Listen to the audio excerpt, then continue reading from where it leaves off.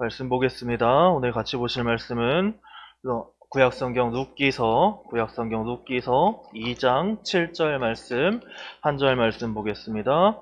구약성경 룻기서 2장 7절 말씀, 한 절 말씀 보겠습니다. 제가 가지고 있는 성경으로는 403페이지에 있습니다. 구약성경 룻기서 2장 7절 말씀, 한 절 말씀, 우리 다 같이 합독하겠습니다. 그의 말이 나로 베는 자를 따라 단 사이에서 이삭을 죽게 하소서 하였고, 아침부터 와서는 잠시 집에서 쉰 외에 지금까지 계속하는 중이니이다. 아멘. 매주 토요일 오전 9시 30분에 교회 청소가 있습니다. 시간 되시는 분들은 참석하여 주시기 바랍니다. 23, 24 청년부 학예 수련회가 준비 중에 있습니다. 우리 동산교회 청년들이 이 수련회 가운데 많은 은혜 받을 수 있도록 많은 기도와 후원 부탁드립니다. 또한 17일까지 우리 담임 목사님, 김윤선 목사님 휴가 중에 계십니다. 휴가 가운데 영육간에 정말로 주님이 부어주시는 큰 은혜가 넘치는 시간 될 수 있도록, 또한 안전하게 잘 다녀오실 수 있도록 많은 기도해 주시길 부탁드립니다.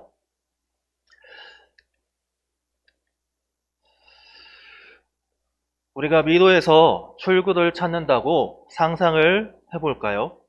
출구를 찾던 중에 막다른 길에 도달한다면 어떻게 해야겠습니까? 아마 그 전에 왔던 길을 다시 돌아가 다른 길로 가봐야 할 겁니다.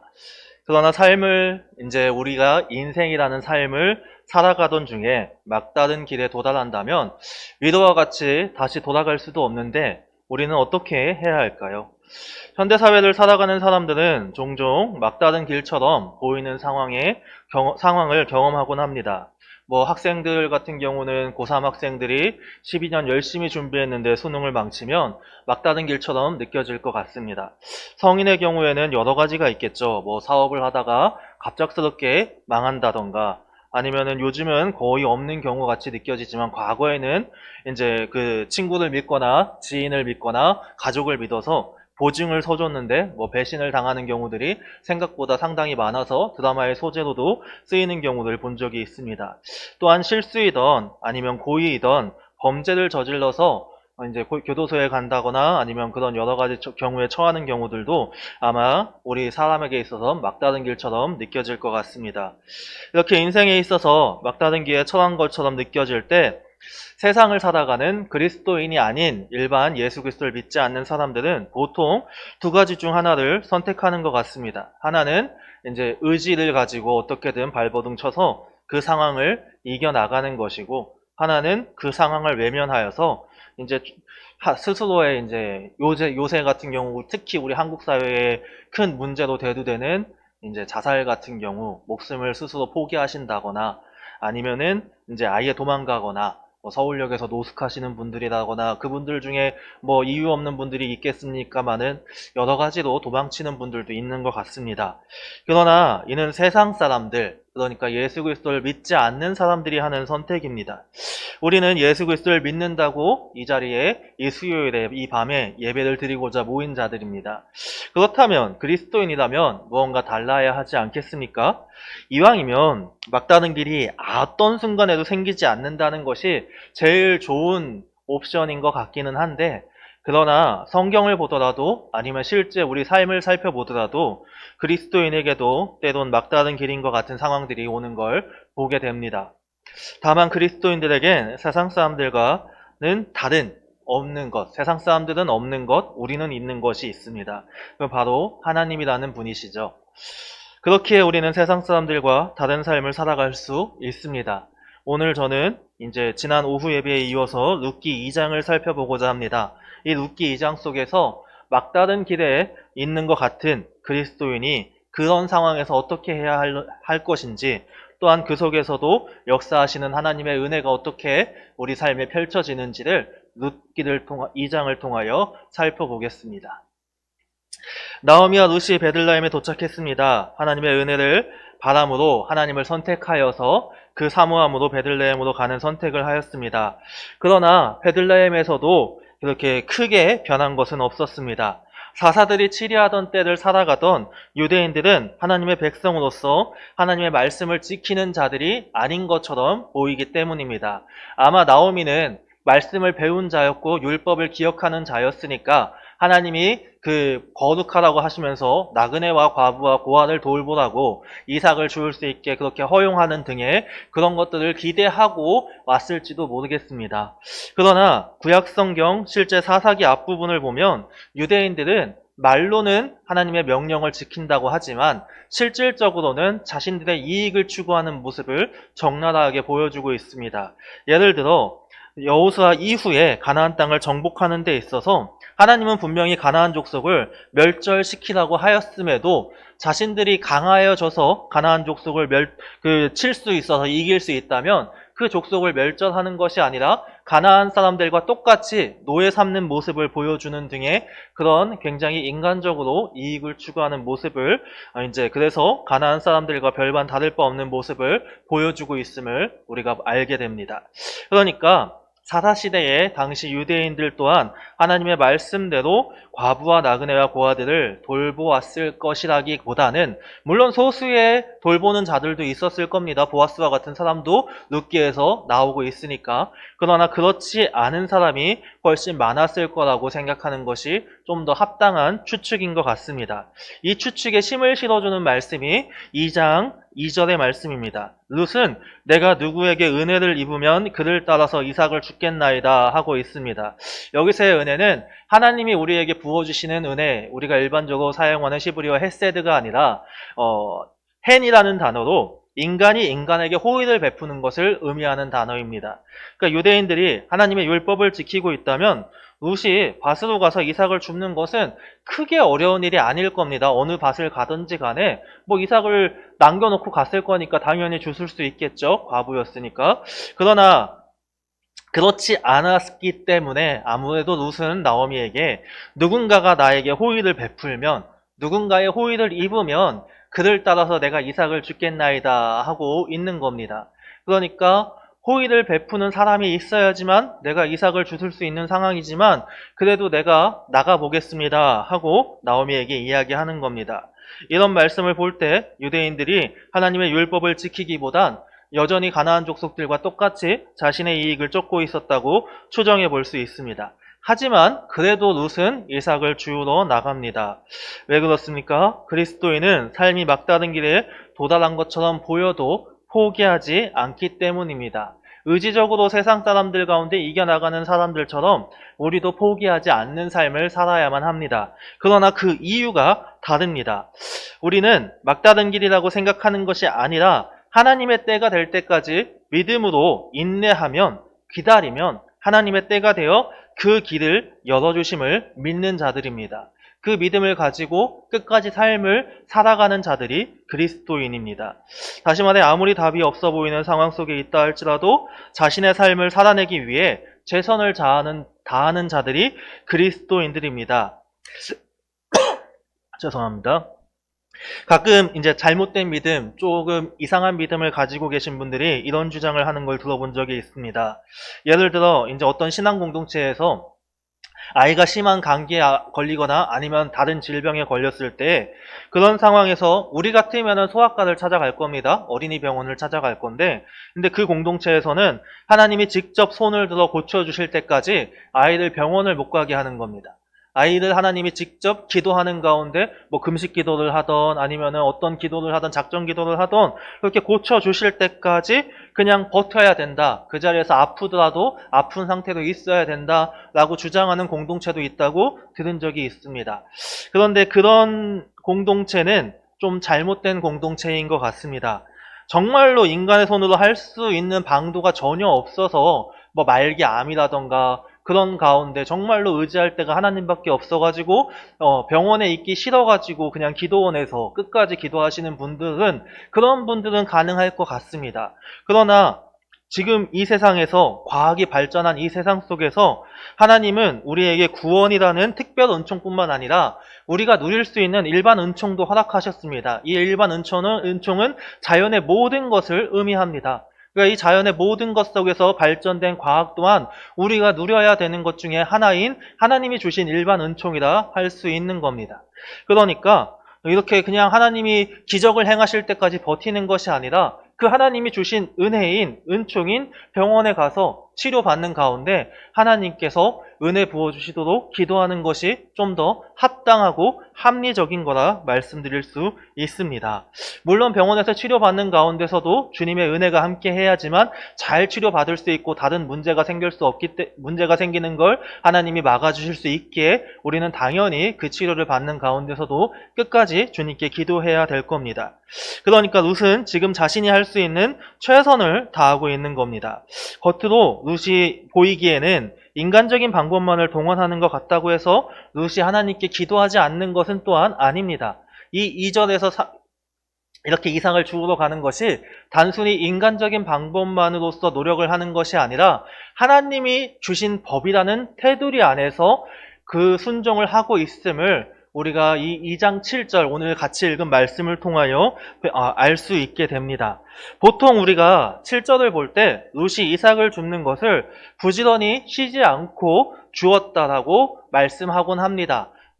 이제 해석하는 데 있어서 집에서 쉰 외에 지금까지 계속하는 중이니이다나 이런 말씀을 볼 때, 개역개정의 이 말씀을 볼 때 우리는 정말로 부지런하게 쉬지 않고 이삭을 주우러 다녔다라고 이제 말씀을 하곤 하는데 이렇게 해석하는 것도 가능한데요. 다른 해석도 가능합니다. 그래서 세번역 성경에서는 좀 특이하게 다르게 해석해놓고 있습니다. 읽어보면 일꾼들의 뒤를 따라다니면서 곡식단 사이에서 떨어진 이삭을 줍도록 허락해달라고 하더니 아침부터 와서 지금까지 저렇게 서 있습니다. 그러니까 바깥에서 허락받을 때까지 서 있었다는 겁니다. 아까 여기 밭집에서 잠깐 쉬었을 뿐입니다.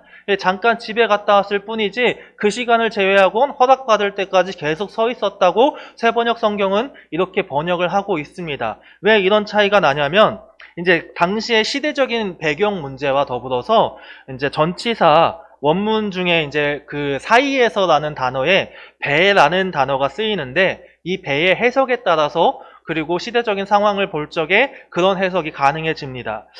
그것을 한번 말씀드려 보자 하면 첫 번째는 룻이 요청한 사항 때문입니다. 룻이 7절에서 배는 자를 따라 단 사이에서 이삭을 죽게 하소서라고 하는데 이 단 사이에서가 위치적으로 해석이 된다면 시간적으로 해석이 돼서 끝나고서는 추수가 다 끝나고서는 이삭을 주워 다니게 해주세요 하면은 그건 괜찮아요. 그거는 그렇게 그러면 우리가 부지런히 이삭을 주었습니다라고 해석해도 괜찮습니다. 근데 이게 단 사이에서가 위치적으로 이제 그 단 사이에서 죽게 한다면은 이거는 좀 불가능한 일입니다. 왜냐하면 이거는 유대인들이 당시 시대에 추수하는 방법을 알아야 되는데 먼저 남성들이 이삭을 한 손으로 묶습니다. 한 손으로 이렇게 쥐어서 단을 낫으로 뱁니다. 낫으로 베어서 이거를 한 군데 모아요. 모으면 이거를 하나를 안아서 이거를 단을 묶어서 여성들이 주로 여성들이 하는데 그 여성들이 묶어서 모아놓습니다. 모아놓으면은 이걸 타작마당으로 옮기던가 그렇게 하는 거예요. 근데 여기서의 단 사이에서는 그 남성들이 이삭을 베는 사이, 이삭을 베고 그 다음에 단을 주워서 묶을 때, 여성들이 묶을 때 그 이삭을 주우러 다닐 수 있게 해달라는 건데 이게 하나님의 율법, 하나님이 허락하신 율법에서도 안 된다고 하고 있는 거고요. 그러니까 그 하나님이 허락하신 율법에서도 추수가 다 끝난 후에 밭에 남아 떨어져 있는 이삭을 다 주우러 가지 말라고 하고 있어요. 그래서 그것들을 주우러 다닐 수 있게 하라고 하는 건데 이거는 좀 너무 나간 요청, 강력한 요청, 허락받기에는 참 힘든 요청이 되는 겁니다. 그 시대적인 배경 상황에서. 그와 더불어서 그 6절에 보면은 사환이 그 보아스에게 말을 전하고 있잖아요. 그 사환은 허락을 해줄 자격이 없습니다. 왜냐하면 중간관리자이기 때문이에요. 그런 허락을 해주려면 땅 주인이 허락을 해줘야 됩니다. 다시 말해서 보아스가 허락을 해줘야 된다는 거예요. 그러니까 추수 방법이나 그 허락을 하는 주체나 그런 것들을 봤을 적에 룻이 하는 요청은 조금 힘든 요청이고 허락도 받을 수 없는 상황이기 때문에 지금까지 그 허락을 기다리기 위해서 땅 주인이 올까 싶어 저렇게 서 있습니다 하는 것도 충분히 해석이 가능하다는 겁니다.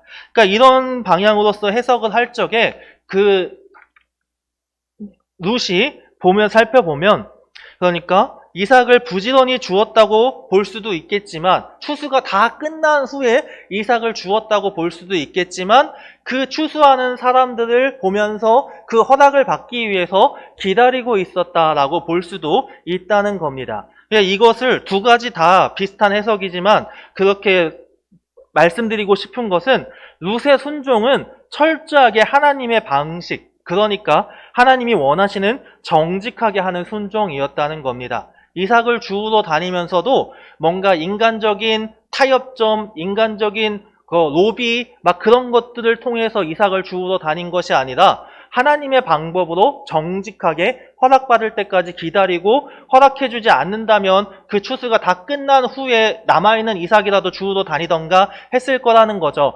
그럼에도 불구하고 저렇게까지 하는 이유는 그만큼 앞에서 말씀드린 것처럼 주울 이삭이 없으니까요. 둘이서 살려면 겨울을 지내고 해야 되는데 주울 이삭이 없으니까 아마 밭이 엄청 커 보이고 좋아 보이니까 그렇게 요청을 하지 않았을까 학자들이 해석을 하고 있습니다. 그러니까 제가 왜 이런 말씀을 드리냐면, 실제로 역사 속에서 전쟁이 일어나거나 가뭄이 심할 때 여인들이 스스로 벌이를 할 수 없는 상황, 일을 할 수 없는 상황, 뭔가 물질을 마련할 수 없는 상황 속에서 남편도 없는 여인들이 가장 쉽게 할 수 있는 행위가 자신의 성을 파는 겁니다. 그러니까 현대사회에서도 약 2010년경에 미국하고 멕시코 근처에 있는 아이티란 섬을 들어보셨죠? 그 아이티란 섬에서 대지진이 났었어요. 2010년에. 기억나시는 분도 있을 겁니다. 거기에 그래서 세계 각국에서 후원을 했어요. 그 아이티 원주민들을 도와주기 위해서, 국민들을 도와주기 위해서. 근데 영국에서 그 후원하러 도와주러 간 그 복지단체, 우리나라의 월드비전과 같은 그 단체에서 나쁜 남성 직원들이 그 후원받은 물품을 가지고 성상납을 받고 막 그랬던 적이 있습니다. 그러니까 그 여인들은 먹고 살아야 되니까 답이 없으니까 현대사회임에도 불구하고, 인권적으로 이것이 말이 안 되는 상황임에도 불구하고 낙후된 지역에서는, 어려운 지역에서는 그 물건이 없으면 살 수가 없으니까 여성들이 그렇게 남성 직원들한테 성을 팔고 후원받은 물품을 얻어내는 그런 일이 이제 그때는 밝혀지지가 않았는데 이후에 좀 몇 년 지나서 밝혀져가지고 제가 그런 기사를 읽은 적이 있어요. 그러니까 이 시대에도 그런 일들이 빈번하게 벌어지는데 고대 사회는 어땠겠습니까? 특히 룻은 모압 여인이었습니다. 이 모압 여인은 성경에서 모압인의 근원 자체가 롯 있죠, 롯. 롯이 자기 딸하고 근친상간의 관계를 맺어서 생겨난 족속이 모압 족속입니다. 시작부터 성적으로 문란한 족속이 모압 족속이고요. 민수기 25장을 살펴보면 이스라엘 민족을 모압의 여인들이 성적으로 유혹해서 그들이 시험에 들게 하고 하나님께 벌을 받게 만드는 그런 행위를 했던 모습들도 보여주고 있습니다. 그러니까 나오미를 살리기 위해서 모압 여인으로서 그 성적인 가치관, 그런 것들을 가지고 있다면 자기의 인간적인 타협으로서 인간적인 로비를 벌여서 막 그런 행위를 해가지고 뭔가 물질을 얻어낼 수도 있었을 것인데 그러하지 않았다는 거죠. 자기가 정말로 먹고 살기 힘들지만 어렵지만 그럼에도 불구하고 인간적인 타협이 아니라 하나님의 율법이라는 테두리 안에서 정직하게 그 이삭을 죽고자 최선을 다하는 모습을 보여주었던 것이 룻의 모습이라는 겁니다. 그렇게 룻이 그 하나님의 법이라는 테두리 안에서 최선을 다하는 노력을 행하였을 적에 하나님께서는 하나님의 때가 되어 그 룻에게 놀라운 은혜를 허락하십니다. 하나님은 하나님의 때가 되어 역사하실 것임을 이미 룻기 곳곳에서 우리에게 보여주고 계십니다. 물론 이제 당시 시대를 살아가던 나오미와 룻은 몰랐겠지만 이 말씀을 보는 자들에게는 순종하는 자를 향한 하나님의 은혜를 보여주고자 미리 이제 많은 것을 말씀하시는데요. 당장 1장 22절만 보더라도 그들이 보리 추수 시작할 때에 베들레헴에 이르렀더라 라고 말하고 있습니다. 현대사회를 살아가는 우리들은 과학의 발전 등으로 인해서 원하는 날짜, 원하는 시간에, 원하는 장소에 간다는 것이 그렇게 크게 어렵지는 않습니다. 수월한 편입니다. 특히 국내에서 왔다 갔다 하는 데 있어서 우리가 서울을 가는데 내일 새벽 5시에 서울에 도착해야 된다 하면 오늘 밤 12시나 11시쯤에 출발하면 웬만하면 5시쯤에는 도착을 합니다. 막히지 않고 천천히 가더라도 그렇게 수월한 편인데, 그럼에도 불구하고 배를 타고 섬을 간다거나 아니면 다른 나라를 갔을 적에는 날씨가 허락하지 않으면 배나 비행기가 결항되어서 거기서 갇히거나 그렇게 어려운 경우를 당하는 것이 그 인간입니다. 하물며 고대 사회, 그 옛날 사회는 어땠겠습니까? 자연이 허락해야지만 이동이 가능한 시대입니다. 그럼에도 성경은 제가 약 200km라고 말씀드렸는데 그 장거리를 이동을 하면서 딱 베들레헴에서 보리 추수할 시기에 나오미와 룻이 도착하였다고 말하고 있는 겁니다. 이거조차도 하나님의 은혜임을 우리가 깨달을 수 있습니다. 이 상황 자체가 하나님이 인도하신 것이라고 성경은 말하고 있습니다. 그런가 하면 룻기 2장 1절에서는 뜬금없이 보아스라는 사람을 소개하고 있죠. 이 보아스라는 사람을 룻하고 나오미가 알았다는 이야기가 아닙니다. 하나님이 예비하셨다는 이야기입니다. 2장의 시작에서 하나님이 예비하신 보아스란 사람이 있다라고 아예 선언하고 있는 겁니다. 그리고 하나님이 보아스를 예비하심을 가장 잘 드러내는 말씀이 저는 2장 3절하고 4절이라고 말씀드리고 싶습니다. 2장 3절에 보면 룻은 열심히 이삭을 주우러 다니다가 우현이 엘리멜렉의 친족 보아스에게 속한 밭에 이르렀습니다. 이 우현이는 진짜 그냥 우현이더라고요. 단어, 그 히브리어 단어로도 우현이라는 뜻입니다. 그런데 2장 4절에 마침 보아스가 베들레헴에서부터 와서 그 룻이 도착한 밭에 도착하였는데, 여기서의 마침은 이제 히브리어로는 신내라는 단어가 사용되는데, 이 단어는 히브리어에서는 감탄사, 자, 보라 이런 단어로 해석되는 단어입니다. 이거를 이제 우리 그 번역하시는 분들이 마침이라고 번역한 건데, 히브리 원어로 보면 자, 보라, 예비된 자가 오고 있다, 보아스가 오고 있다, 하나님이 예비하셨다라고 말하고 있는 겁니다. 인간의 눈으로 보기에는 우연 같아 보입니다. 인간의 눈으로 보기에는 진짜로 그냥 갑작스럽게 우연처럼 이렇게 일이 벌어진 것 같습니다. 그러나 이 모든 것을 하나님이 예비하고 계심을 성경은 우리에게 분명히 말씀하고 있습니다. 그리고 하나님이 예비하신 사람답게 보아스는 룻에게 있어 당장 가장 급한 문제를 바로 해결해 주죠. 그렇게 이제 근데 그것도 일반적으로 그냥 일반적인 과부를 돕는다거나 고아를 돕는다거나 나그네를 돕는다기에는 좀 과한 친절, 과한 은혜를 베풉니다. 물도 마실 수 있게 해주고 볶은 곡식도 챙겨주고 거기다가 남성들이 할 적에 아까 전에 할 적에 그거 다 따라다니다 그러고 남성 그 추수하는 자들한테도 이삭을 일부러 떨어뜨리라고까지 얘기할 정도로 그냥 보기에는 좀 과할 정도로 이제 은혜를 베푸는데, 그 이후에 대해서 11절, 12절이 얘기하고 있습니다. 보아스가 그에게 대답하여 이르되 내 남편이 죽은 후로 내가 시어머니에게 행한 모든 것과 내 부모와 고국을 떠나 전에 알지 못하던 백성에게로 온 일이 내게 분명히 알려졌느니라. 여호와께서 내가 행한 일에 보답하시기를 원하며 이스라엘의 하나님 여호와께서 그의 날개 아래에 보호를 받으러 온 내게 온전한 상 주시기를 원하노라 하는지라. 그러니까 보아스는 하나님이 준비하신 인물로서 하나님을 선택한 룻이 하나님의 뜻대로 하나님의 법 안에서 최선을 다하는 모습을 보며 감동을 받아 그렇게 물질적으로 구원을 이제 하는 모습을 우리에게 보여주고 있는 겁니다. 이 모든 것은 하나님이 예비하신 일입니다. 물론 단순히 하나님은 나오미와 룻의 물질적인 구원만을 계획하고 계시지는 않았습니다. 앞으로 우리가 살펴보게 될 3장, 4장을 보면 하나님은 나오미와 룻을 향한 진정한 구원의 계획, 즉 그 집안을 위하여 기업을 물어줄 자로 보아스를 준비하고 계셨습니다. 이 기업을 물어준다는 개념은 이제 신약에서의 예수님이 우리의 죄를 대속하시는 것과 비슷한 개념이라 할 수 있습니다. 그런 개념을 이제 우리에게 구원받는 것을 통하여 예시로서, 비유로서 보여드리고 있는 겁니다. 그러나 거듭 말씀드리지만 이러한 것들을 나오미와 룻은 전혀 알지 못하던 상황이었습니다. 룻이 보아스에게 은혜를 입은 상황을 들은 나오미가 2장 말미에서 그 얘기를 듣고 2장 20절의 마지막 부분에서 보아스가 기업 물을 자임을 이야기할 때 아마도 그때 나오미는 하나님의 인도하심에 대해서 깨닫는 바가 있었고 추측하는 것 같은 이제 그런 모습을 보여주기에 이제 3장에서 나오미가 룻에게 말하는 걸 보면 어느 정도 추측은 했던 것 같지만 그러나 나오미와 룻은 그런 모든 것을 알고 있는 상황에서 하나님의 말씀대로 순종한 것이 아니라 아무것도 모르는 상황에서 그저 막다른 길처럼 보이지만 그럼에도 불구하고 말씀대로 순종하였고 그런 가운데 하나님이 그 길을 열어주시는 은혜를 부어주고 계시다는 겁니다.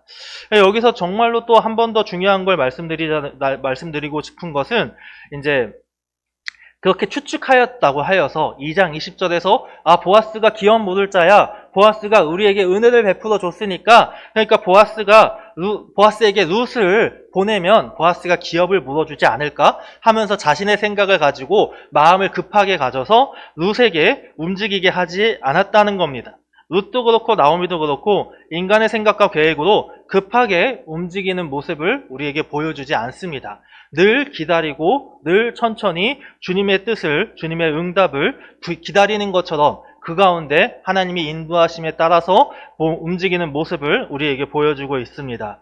우리의 삶 속에서 하나님의 응답이나 음성을 우리가 들은 것 같다고 느낄 때가 있어요.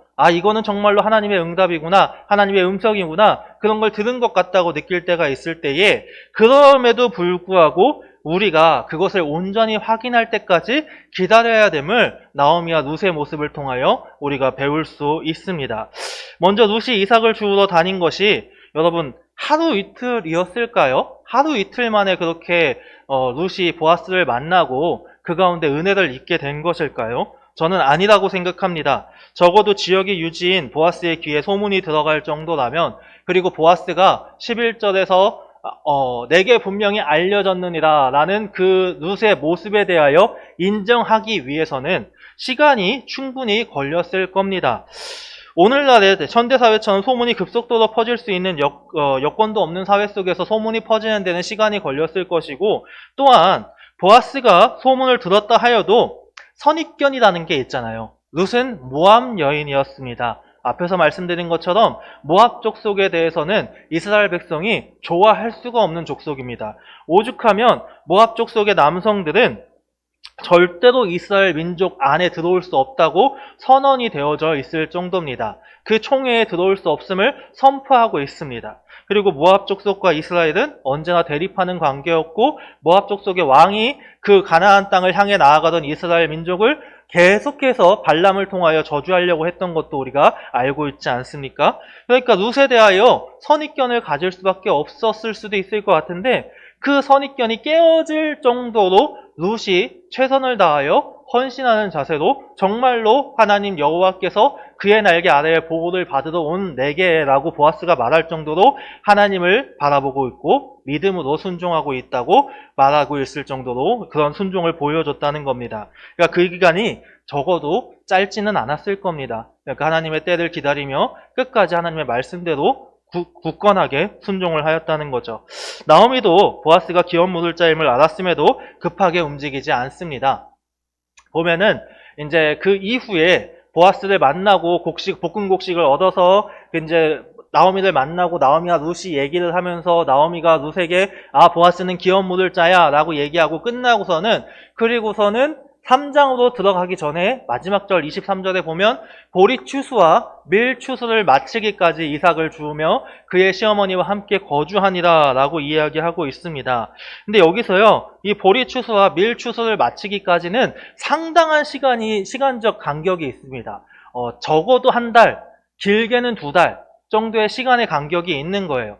그러니까 나오미가 룻에게 그 보아스의 은혜 받았음을 들었음에도 그래서 보아스를 따라다니며 룻이 계속해서 그 이삭을 줍고 있음에도 기다리는 거예요. 기다리면서 바로 3장에서처럼 그 룻을 보아스에게 보내지 않고 있는 겁니다. 왜 그랬을까요? 저는 이 기간 동안 성경이 말하고 있지는 않지만 나오미가 하나님한테 기도하지 않았을까 상상해 봅니다. 그 기간 동안 충분히 기다리고 보아스란 인물도 살펴보고 정말로 하나님이 보내주신 그 인물이 맞는가, 이 보아스에게 룻을 맡기면 정말로 보아스가 룻에게 기업을 물어줄 사람인가, 하나님의 뜻을 구하고 그 기다림 가운데 그 때가 될 때까지 그저 지켜보면서 하나님께 기도하였다는 거죠. 여러분, 우리는 늘 마음이 급한 것 같습니다. 하나님이 우리가 가지는 기도 제목에 대하여 내가 원하는 방법과 원하는 방식으로 응답해 달라고 쪼르기도 하고요. 그것도 시간까지 정해서 하시는 분들도 있죠. 물론 그거에 하나님이 응답해 주실 때도 분명히 있습니다. 하나님이 은혜 부어 주시는 겁니다. 그거는.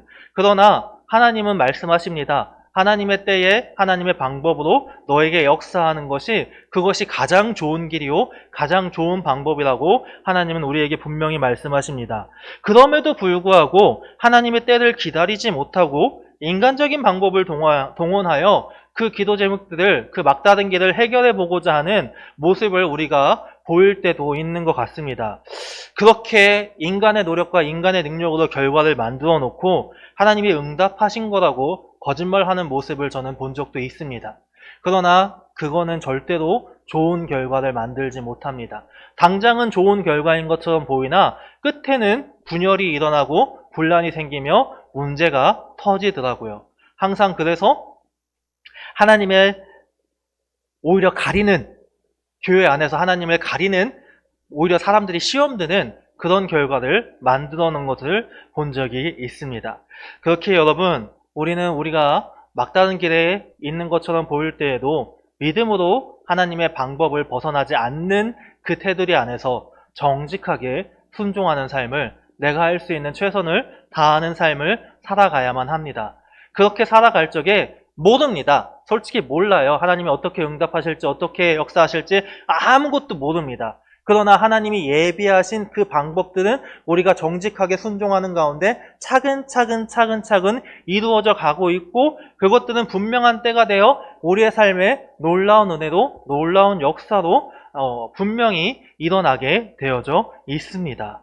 그렇게 성경에서 말씀하시는 대로 하나님이 우리에게 말씀하시는 내가 움직일 때가 가장 좋은 때이니 그때까지 기다리고 하나님이 정말로 확실하게 주시는 사인임을 확신할 때까지 기다리며 기도하는 것.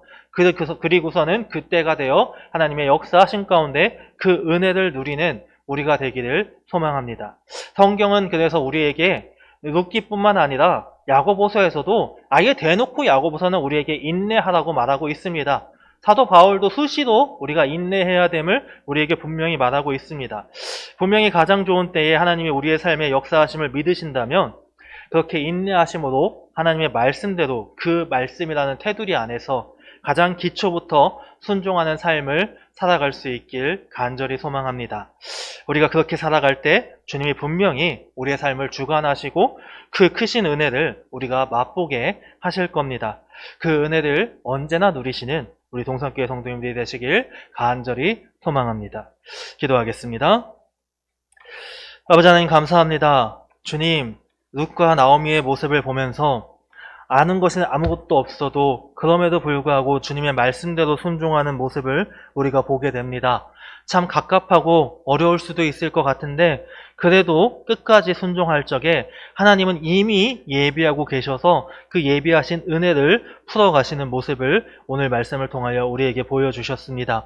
우리 또한 그렇게 주님의 말씀대로 순종하는 자들 되게 하여 주시옵소서. 삶이 참 팍팍합니다. 세상의 경제가 너무나 우리를 괴롭게 만듭니다. 그 외에도 많은 것들이 우리에게 걱정과 염려를 끼칩니다. 그럼에도 불구하고 우리가 그리스도인이라면 하나님을 믿는 자로서 그렇게 끝까지 주님의 말씀 안에서 순종하며 살아가길 소망하오니 주님 그렇게 살 수 있도록 우리에게 힘을 허락하시고 그렇게 살아가는 가운데 주님이 예비하신 그 역사를 우리가 누리는 자들, 그 풀어가시는 은혜를 맛보는 자들 될 수 있도록 인도하여 주시옵소서. 감사드리며 예수님의 이름으로 기도합니다. 아멘.